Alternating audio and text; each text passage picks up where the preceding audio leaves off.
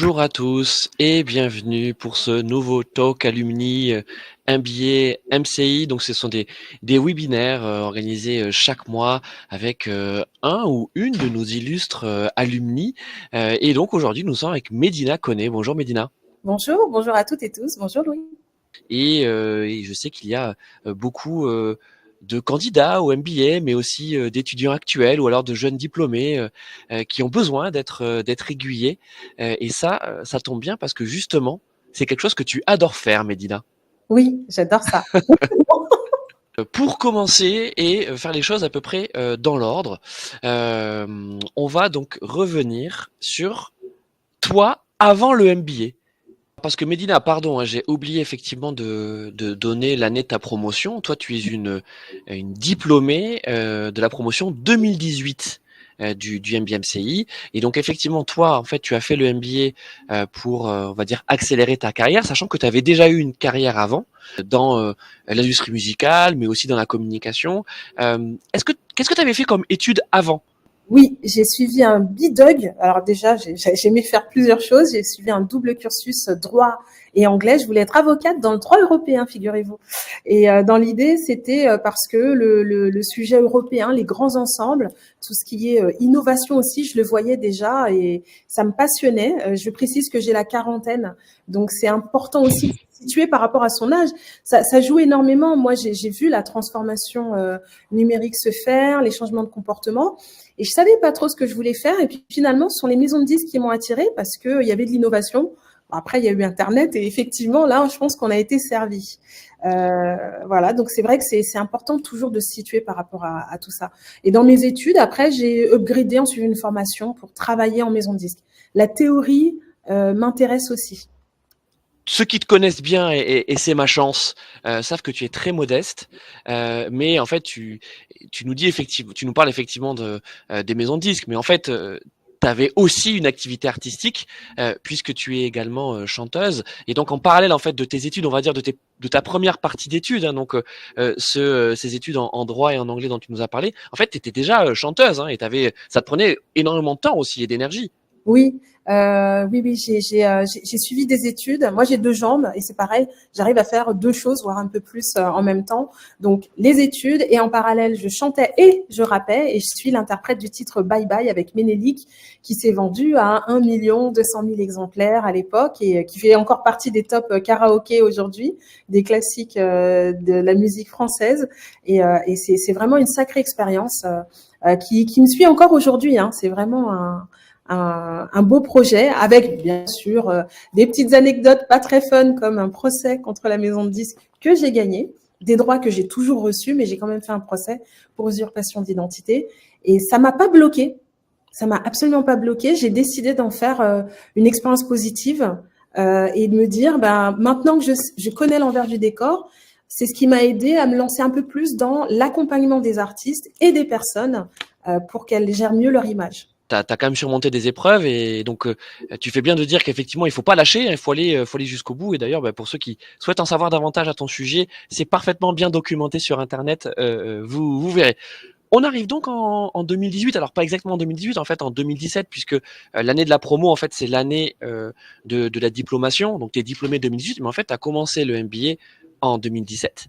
Et est-ce que tu peux nous expliquer, si tu te souviens, hein, pour Oui, quelle raison tu as fait ce MBA? Qu'est-ce qui s'est passé?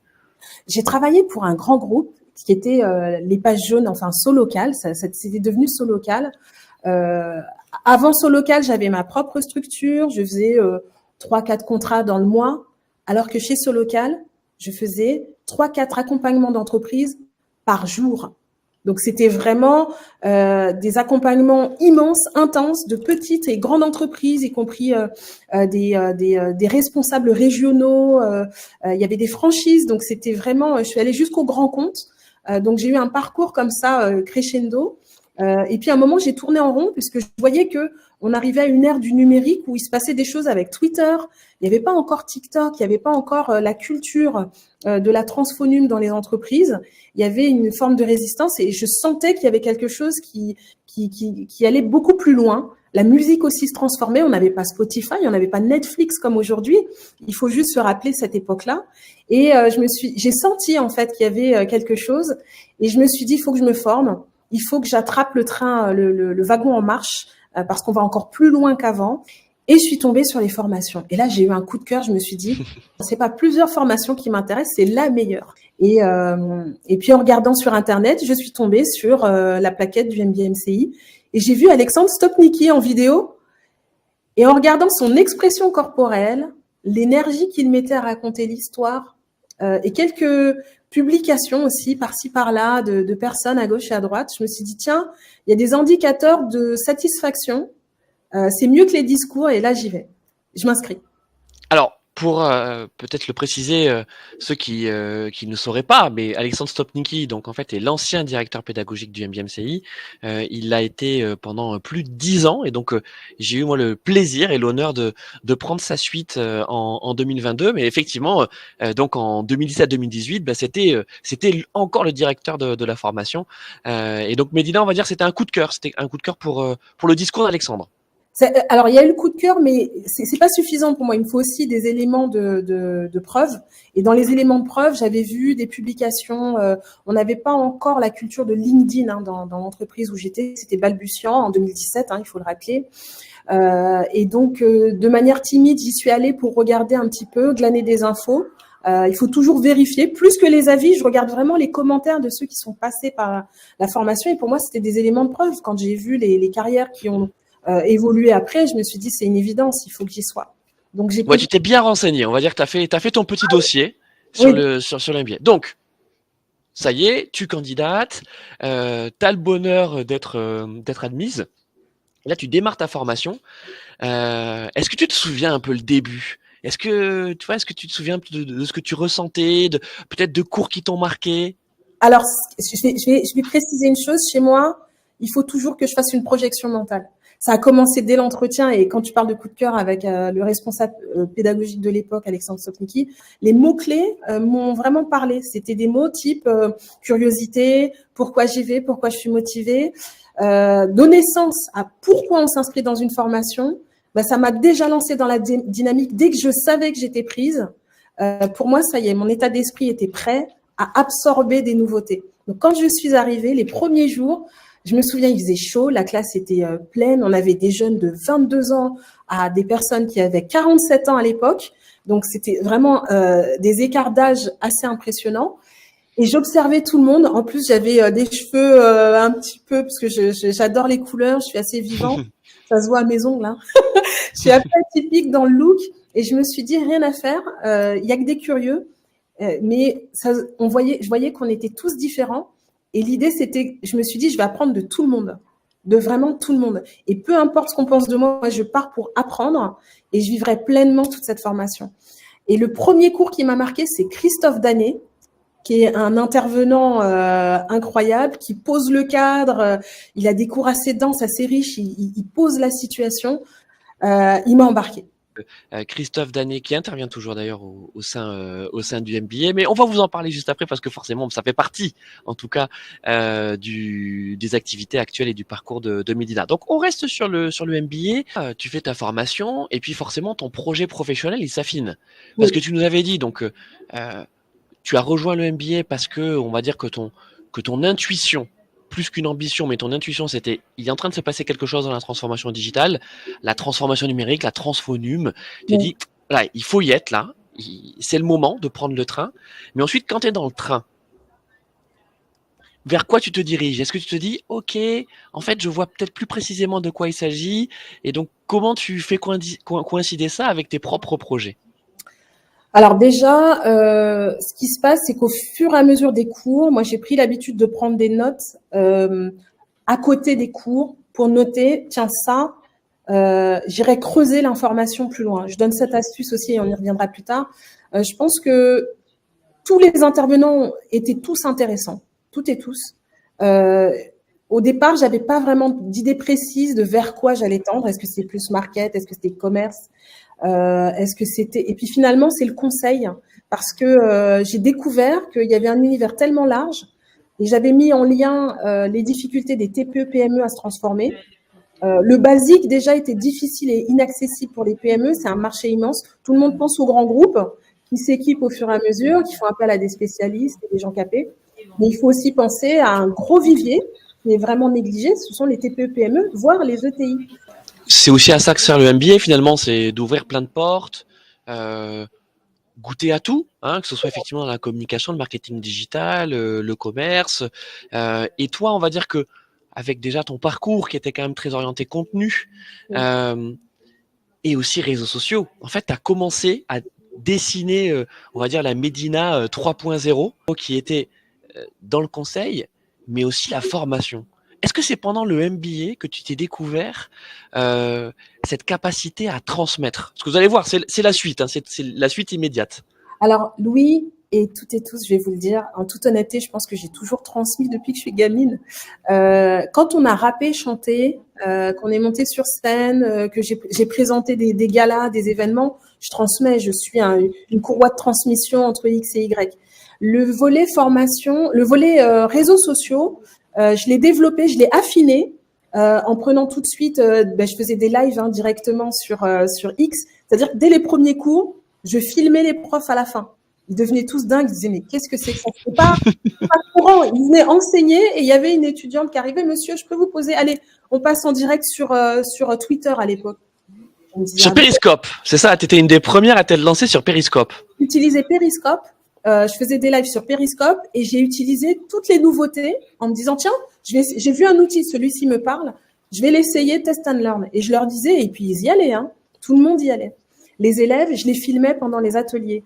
Je filmais les cours et je racontais les doutes, les manques. Et je voyais que derrière, ça répondait. Ça m'a aidé à développer aussi ma communauté sur Twitter et aussi sur LinkedIn, où petit à petit, je me suis fait une petite réputation de passionnée de communication digitale et marketing digital. Donc, je suis une trendsetteuse. Je pense que là, j'ai vraiment peaufiné l'art de dénicher des tendances et de les partager à autrui. Ça a commencé comme ça, vraiment. T'as commencé comme ça, ouais. Donc ce que tu dis, hein, c'est le test and learn de tiens, j'ai vu ça, j'ai essayé ça, je vais voir comment ça fonctionne. Et c'est vrai que pendant toute ton année de MBA, en fait, tu l'as documenté sur tes propres réseaux sociaux. En fait, t'as raconté, on va dire, ton parcours d'étudiante au MBA MCI. Et c'est vrai que tu avais déjà, on va dire, une activité sur les réseaux sociaux, mais tu t'es professionnalisé. C'est ça, Médina? Oui, je me suis professionnalisée grâce aux cours sur les outils, grâce au partage. Et puis, j'ai aussi observé une chose qui était intéressante, c'était la différence des générations. Comme je le disais, la génération stylo version la génération réseau. Et je faisais souvent des petits apartés en disant, vous voyez, quand on a plus de 35 ans, on a tel raisonnement. Quand on a moins de 35 ans, on a tel raisonnement. Et c'était devenu un gimmick de vie ma vie d'étudiante. Donc là, c'est sans risque, dans le sens où les gens sont assez empathiques, même le public sur Internet répondait bien. Et je me prends pas trop au sérieux en général parce que justement, ça décomplexe. Je pense que ça a beaucoup aidé. Alors Médina, on parlait de la suite et notamment de Christophe Danet. Donc, tu es diplômé en 2018 et il se trouve que justement, pendant ton année de MBA, tu as quand même tapé dans l'œil, si je puis dire, d'un certain nombre d'intervenants qui se sont dit, attends, là, cette étudiante, elle est un peu hors norme. Et notamment donc Christophe Danet, qui est en fait l'actuel responsable de l'axe communication et marketing digital de l'IIM. Donc l'IIM, c'est l'école du digital du groupe De Vinci, dont on fait aussi partie. Donc nous, on est De Vinci Executive Education et donc l'IIM, c'est l'école du digital. Et c'est le moment où en fait Christophe prend lui-même donc ses fonctions de responsable et il est en train de constituer une équipe. Et il vient vers toi, Médina, et il te dit, écoute, je cherche quelqu'un pour assurer un certain nombre de cours. D'abord, c'est les cours, et après, tu vas monter en responsabilité, mais d'abord, il te propose des cours, notamment en social media. Et l'objectif, c'était justement d'aider les étudiants, souvent très jeunes, qui rejoignaient l'IM, à professionnaliser leur présence sur les réseaux sociaux et à soigner leur e-réputation. C'est ça le commencement de l'histoire, Médina. En fait, c'est ce que tu avais appliqué sur toi-même pendant le MBA, de le transmettre donc aux étudiants de cette école. Exactement, et c'est Christophe a eu ce flair-là. En plus, il m'a franchement, je suis encore émue parce que il y a une vraie histoire dans le MBA. Il faut savoir être à l'écoute et partager. Moi, ça a été la règle tout du long. Christophe a découvert en fait que effectivement il y avait tous ces partages et il suivait aussi, hein, ça l'amusait pas mal. Et c'est Olivier Cracus qui m'a mis le premier pied le premier pied à l'étrier en fait, hein, parce que il m'a proposé de devenir coach d'abord, juste à la fin de mes études, avant même les diplômes. On termine l'année et il me dit tu arrives à ramener, à driver des personnes, des groupes. Puisque je sortais beaucoup pendant ma formation, je précise, je faisais tous les after-work qui existaient. Ouais. J'allais dans les soirées autres que celles de l'école pour aller à la rencontre. J'étais à la fois ambassadrice et en même temps en veille. Et les apéros web, enfin, t'étais très présente à plein d'événements. À plein d'événements. Donc une femme de réseau, il s'est dit tiens, viens coacher nos étudiants qui sont plus jeunes que ceux du MBMCI. On verra ce que ça va donner. Et c'est là que Christophe a dit voilà, j'aimerais bien que tu deviennes prof en test et puis après on développe. Ah mais c'est incroyable. Moi je vais déjà saluer une chose, c'est l'état d'esprit chez De Vinci, parce qu'on a Paul Léonard De Vinci et surtout nos écoles où on est sur de l'INO, des choses comme ça. On est curieux. En fait, moi j'ai de l'énergie. Vous avez dans le staff beaucoup de curiosité, envie de créer des liens.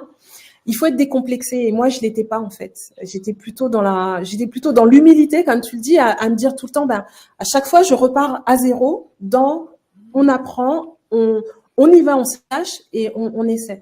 Et Christophe m'a dit qu'est-ce que tu imagines comme cours que tu pourrais développer à l'école et qui pourrait apporter un plus. Et c'est là que j'ai vraiment développé la création de contenu. Le personal branding, ayant fait de la télé, étant speaker dans des conférences et coach en images, ça paraissait logique puisque j'accompagne souvent des carrières et ça fait plus de 20 ans que je le fais. Mais sur la création de contenu, ça a été une nouveauté à l'école. Quand on a fait les salons comme Vivatech, j'ai tout de suite proposé aux étudiants de devenir réalisateurs, créateurs de contenu avant l'influence, de leur dire voilà, je l'ai fait à l'école. Alors que je suis maman, que je suis un peu plus âgée, c'est étonnant, mais les jeunes ont souvent des complexes. Ils disaient non, mais TikTok, ça ne marchera pas. Imaginez pendant le Covid des étudiants qui disent TikTok vient de sortir, non, mais j'irai jamais là-dessus, c'est pour les gamins de 13 ans. J'ai lancé des challenges à des étudiants qui sont aujourd'hui influenceurs, et c'était dans les cours que ça a commencé avec des petits tests sur TikTok, des choses un peu plus poussées sur Instagram. Donc, on a testé et j'ai eu jusqu'à 700 étudiants différents dans l'année. Donc, ça a été vraiment un tourbillon d'année en année avec des challenges à chaque fois différents et sur 3 écoles, l'IM en école principale. Donc oui, donc tu interviens au sein des autres écoles du pôle, donc de ce groupe de Vinci, mais ce n'est pas ta seule activité, hein, vous l'aurez deviné parce que Médina elle est slasheuse, parce que donc à côté de cette activité, on va dire d'enseignante, hein, de professeur délégué au sein de l'IM, eh bien tu as également fondé ta propre agence. Donc tu l'avais dit, hein, tu avais dit que tu avais déjà eu plusieurs activités d'agence, mais là en tout cas l'agence que tu as fondée en 2019, elle s'appelle Médina. Oui, forcément. Oui. Oui, elle s'appelle Médina et c'est une agence qui est spécialisée dans l'accompagnement des marques, des entreprises, mais aussi des personnalités, des individus dans leur e-réputation. Alors, leur image, et tu l'as dit, il n'y a pas que le digital, mais c'est quand même principalement du digital. Comment tu te définis? T'es une coach, c'est ça? T'es une coach digitale? Oui, j'ai essayé. Alors, je me suis associée au démarrage et la structure s'appelle Made in Médina. Comme au début, on a du mal à le dire, mais c'est Made in comme fabriqué en. Et ben là, c'est Made in Médina. Et en fait, on co-construit un projet. Au départ, c'était quand je suis sortie du MBMCI, justement dans les objectifs. Mon objectif, c'était de créer une agence digitale pour accompagner à la création de sites internet et du e-commerce. Et plus c'est allé dans le temps, et plus j'avais des appels plutôt pour des questions personnelles, des personnes qui avaient besoin de se positionner en termes d'image, de prise de parole en public, même de gestion de relations entre les individus. Et je me suis dit que c'était mieux de pivoter un peu plus, de me spécialiser un peu plus justement dans la gestion d'image et l'empowerment, comme on dit en général. Grosso modo, c'est comment est-ce que je prends de la place, je gère mon image personnelle et professionnelle. Ça, c'est le premier point. Et deuxièmement, c'est le management, parce qu'on a des conflits de génération, des conflits d'interprétation, mais il y a des solutions, il y a des astuces. Normal, je suis passée par là, hein. Alors attends, Médina, donc j'ai bien dit slasheuse, hein, donc Vous avez compris, donc il y a effectivement l'enseignement auprès des étudiants, il y a l'agence de conseil Made in Medina, mais il y a aussi la télé, la radio. Eh non, mais c'est vrai. Oui. Donc, tu as été éditorialiste pendant, je crois, une année sur BFM TV. Tu tenais une chronique sur les stratégies de communication. C'était énormément de boulot. Moi, je sais, Mélina, que je t'ai régulièrement vu à préparer tes chroniques comme ça, dès que tu avais un petit peu de temps, tu vois, sur le coin d'une table avec un sandwich, un truc. Donc, c'était, voilà, faut quand même se rendre compte que les gens que vous voyez, que vous écoutez peut-être à la radio, que vous voyez à la télé, même qui sont des chroniques de 2, 3 minutes, 5 minutes, en fait, c'est énormément de boulot derrière, beaucoup de travail de veille, mais ensuite, il faut aussi s'adapter à ce format-là. Toi, ça tombe bien, tu le fais hyper bien, Médina. Et justement, je parlais de la radio. J'adore la radio. C'est un univers où on peut se lâcher. Les gens les plus timides se lâchent vraiment. On crée une intimité aussi, parce qu'on est vraiment entre les oreilles. Ça s'écoute à tout moment. C'est un moment de partage, et moi j'aime beaucoup cet univers-là. Je l'ai développé. C'est vrai que j'ai du mal à parler de toutes ces activités pour une raison simple, c'est que la France a longtemps été un pays où il fallait être monométier, et c'était très mal vu de partager ses savoirs, ses expériences dans d'autres choses. Mais finalement, je suis dans des échanges, dans un autre univers où là j'aime partager, et c'est pas vraiment se lâcher pour moi, c'est vivre, c'est partager, rencontrer des gens. Donc les médias, c'est un métier très précis, et je trouve ça intéressant de partager par le biais de la voix. Et justement, reviens aux étudiants, hein, parce que donc avec Christophe Danet, vous avez lancé le podcast donc de l'IM qui s'appelle Inside IM. Oui. Et donc en fait, vous embarquez avec Christophe les étudiants dans la création de podcast. Et la création de podcast, c'est pas juste on se met derrière un micro et puis ça y est, on y va. Hein. C'est pas ça en tout cas.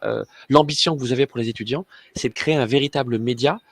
Et donc c'est l'éditorial. Oui. C'est comment on décrypte un sujet, comment on l'adapte effectivement aux différents formats. Et puis ensuite, il y a la forme, on va dire le travail de radio, hein, le travail de son en tant que tel. Et d'ailleurs, on peut écouter tous ces podcasts, ils sont disponibles. Hein, il suffit que vous allez chercher donc Inside IEM. Vous allez voir, il y a déjà, je crois, une dizaine d'épisodes disponibles. Moi, je t'ai vu, donc on a un studio effectivement dans l'école. Moi, je t'ai vu une fois sortir effectivement du studio avec tes étudiants. Ils avaient les yeux qui brillaient. Oui. Tellement ils étaient contents. Oui, alors là aussi, c'est une aventure de 3 ans d'expérience, de test and learn, je l'ai dit, hein, en ma qualité de prof. Un jour, Christophe me dit, bon, bah, quel est l'avenir dans la com et le digital? Je lui dis le contenu, il me dit précise, puisqu'on faisait déjà de la vidéo marketing. J'étais à fond là-dessus pendant le Covid, avant le Covid. Et je lui ai expliqué que le podcast, puisque j'allais au festival podcast, je fais souvent de la veille et je sentais la tendance grimper. Je lui ai dit, il y aura un épuisement de l'image. Au tout début de TikTok, en 2019-2020, je lui ai dit, il y aura un épuisement, c'est sûr et certain. Et c'est le son qui va prendre le dessus. Donc, il a accepté d'acheter du matériel. Et avec justement une des étudiantes que tu connais qui s'appelle Romane Boudier, ouais. Que je salue. On a testé avec sa classe et d'autres étudiants avec le premier roadcaster.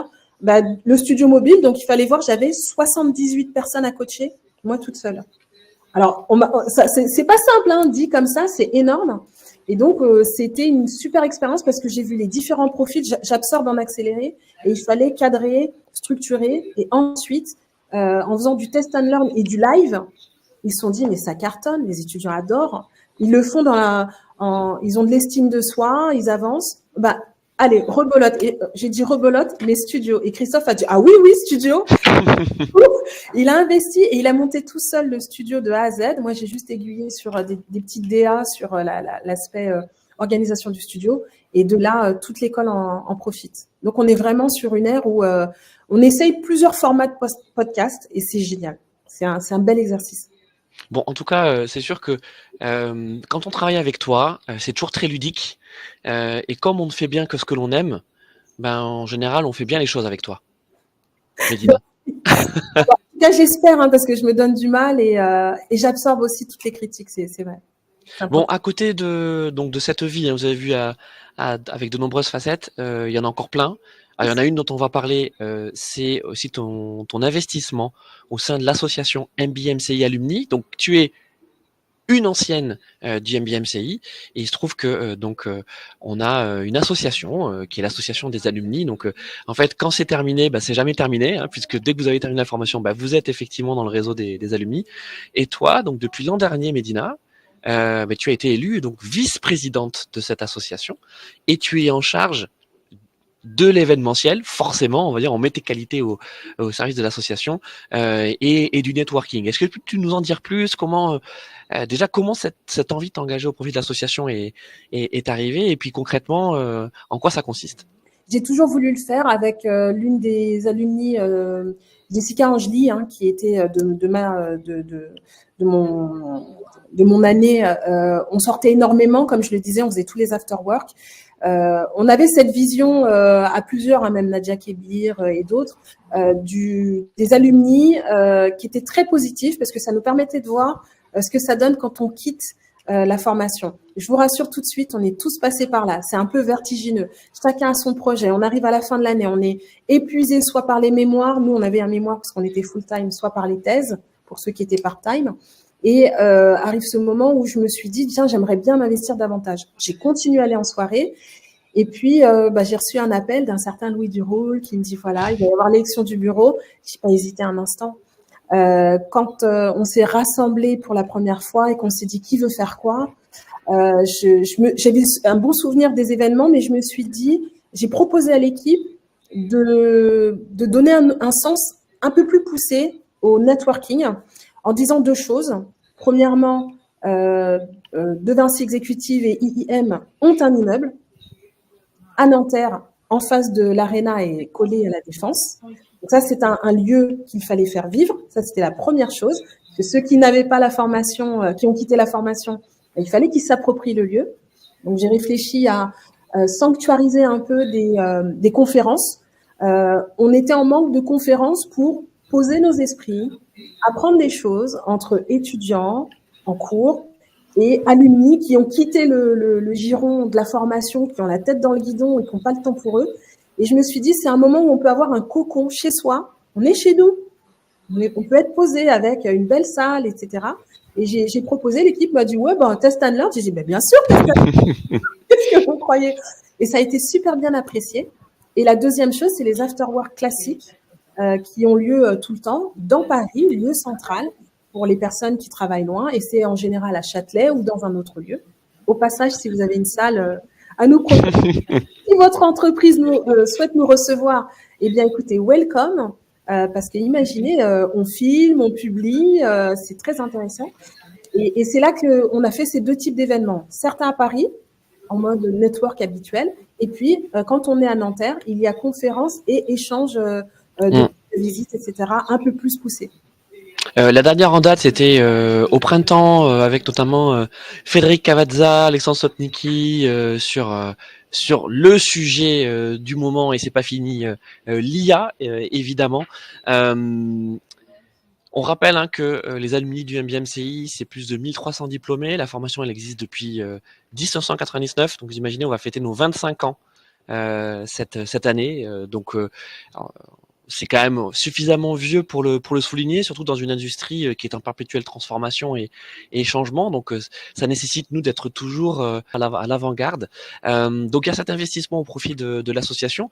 Et puis, je tiens à dire aussi que tu es toujours très disponible, que ce soit donc bien sûr pour les étudiants que tu encadres à l'IM, mais aussi pour les étudiants du MBMCI, pour les aider, leur donner des conseils. Et d'ailleurs, Médina, on arrive bientôt à la fin de ce webinaire, mais quel conseil tu pourrais donner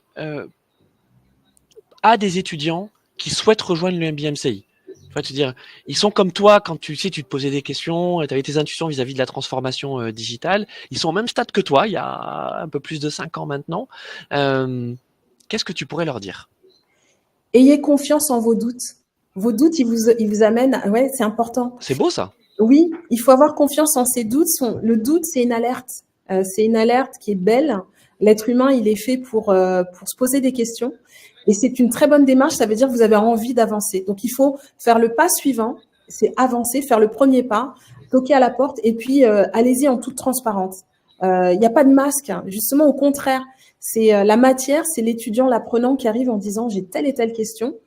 Et pour nous, les enseignants, tels qu'on est recrutés, tels qu'on fonctionne dans notre univers numérique, on adore ça. On sait sur quelle base on part parce qu'on est transparent, parce qu'on sait qu'on va avoir tel profil qui va se poser des questions et on va cheminer ensemble vers un apprentissage et une évolution, hein. D'ailleurs, on fait évoluer nos cours grâce à ça, grâce à cette transparence. Je pense qu'il faut aussi y aller avec, quand je dis qu'il faut avoir de la confiance, ouais, il faut avoir confiance en ses doutes. Tous ceux qui viennent se posent des questions. Ben venez comme vous êtes presque, hein. C'est l'avantage de cette formation. Elle est ouverte aux curieuses et aux curieux, tout âge, toute condition.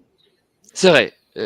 On va dire que, comme l'a dit Médina, et d'ailleurs l'invitation est réelle, hein, si vous souhaitez, même si vous n'êtes pas étudiant du MBA-MCI, si vous souhaitez effectivement participer aux événements organisés par l'association des alumni, vous êtes bien sûr les bienvenus. Dans le cadre de la formation, donc il y a effectivement ces talks, ces webinaires comme on est en train de le faire avec Médina, qui sont systématiquement gratuits et les replays sont également disponibles ensuite sur YouTube. On a également les masterclass, certaines masterclass dans l'année qui sont diffusées en live sur nos réseaux sociaux. Donc de toute façon, on est dans une industrie, Internet a été conçu comme ça, c'est une industrie du partage, et donc forcément dans notre partage de connaissances, le partage de compétences.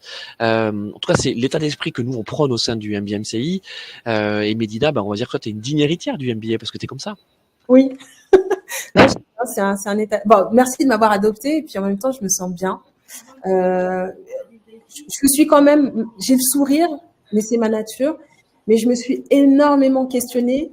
Et il y a une chose qui est bien quand on suit cette formation, c'est que tout le monde est là pour apprendre et c'est le plus important. C'est faut venir, faut pas se poser de questions et se dire bon comme tout le monde, on y va en toute humilité. On ne peut que progresser, forcément.